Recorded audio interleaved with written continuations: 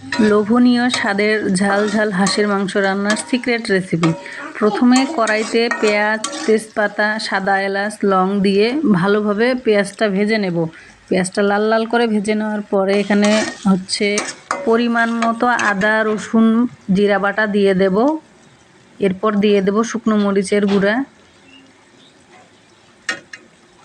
হলুদের গুঁড়া। এরপরে মাংসগুলো ঢেলে দেব।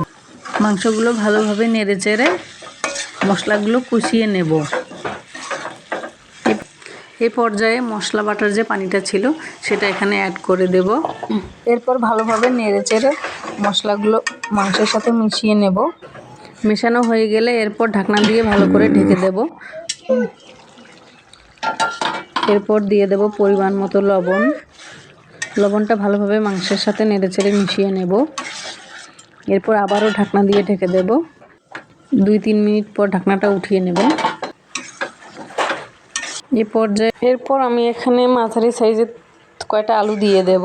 আলুগুলো মাংসের সাথে ভালো করে মিশিয়ে নেব।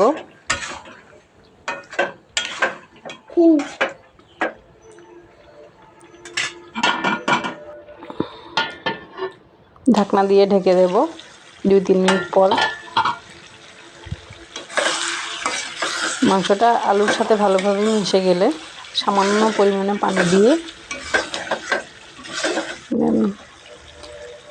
আবারও ঢেকে দেব।